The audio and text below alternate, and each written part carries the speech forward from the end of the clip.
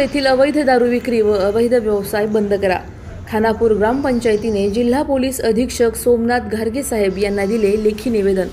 खानापुरात आडवी बाटली होऊन देखील अवैध दारूची विक्री जोरात। शेवगाव तालुक्यातील खानापूर येथील ग्रामपंचायत हद्दीत मागील काही महिन्यांपासून मोठ्या प्रमाणावर मावा, गुटखा, जुगार, चोरट यासह अवैध दारूची विक्री मोठ्या प्रमाणावर होत असल्याने गावात वादविवाद, भांडणतंटे वाढले असून यामुळे महिला वर्गही मोठ्या प्रमाणात त्रस्त झाला आहे। अवैध दारू आणि सुरू असलेल्या अवैध व्यवसायामुळे या भागातील अनेक तरुण व्यसनाकडे वळल्याने अनेकांचे संसार उद्ध्वस्त होऊन उघड्यावर पडले आहेत।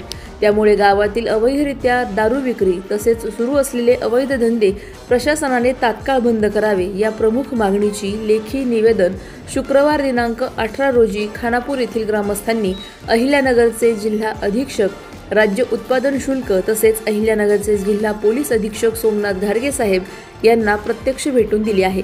तसेच सुरू असलेल्या अवैध धंद्यांवर तात्काळ कारवाई करण्यात येईल असे आश्वासन देखील अहिल्यानगरचे पोलीस अधीक्षक सोमनाथ घारगे साहेब यांनी खानापूर येथील ग्रामस्थांना दिले आहे।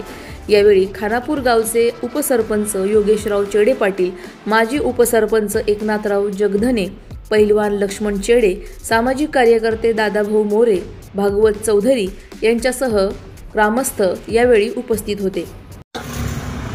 मी योगेश चेडे, उपसरपंच खानापूर, तालुका शेवगाव, जिल्हा अहिल्यानगर। आज या ठिकाणी पोलीस अधीक्षक अहिल्यानगर या ठिकाणी निवेदन देण्यासाठी आलो होतो। आमच्या गावामध्ये अवैधरित्या दारू व्यवसाय चालू आहे। 2011 साली शासन मान्य दुकान मतदान करून गावकऱ्यांना पुढाकार घेऊन व ठराव घेऊन हे दुकान बंद पाडलं होतं आणि शेवगाव पोलीस स्टेशनला वेळोवेळी पत्र व्यवहार, लेखी निवेदन देऊन सुद्धा या प्रकरणाची दखल न घेता आज 18/7/2025 रोजी अधीक्षक साहेब घागरे साहेब यांना भेटण्यासाठी आज इथं अहिल्यानगरमध्ये आलो असता त्यांना निवेदनाद्वारे सर्व माहिती दिली। माजी उपसरपंच खानापूर, तालुका शेवगाव, जिल्हा अहिल्यानगर।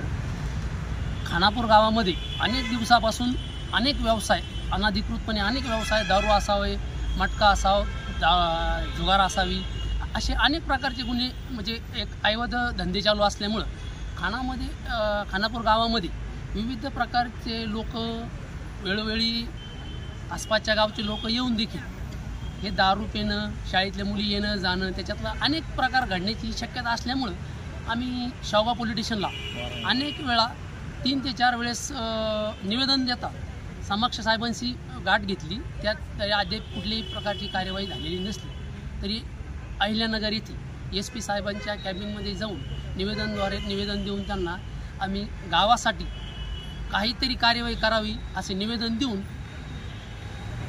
प्रतिनिधी इसाक शेख, शेवगाव। अधिक माहितीसाठी स्टार इंडिया 1 न्यूज पाहत रहा। चॅनलला सबस्क्राइब करा आणि अशाच अपडेट्ससाठी बेल आयकॉन दाबा।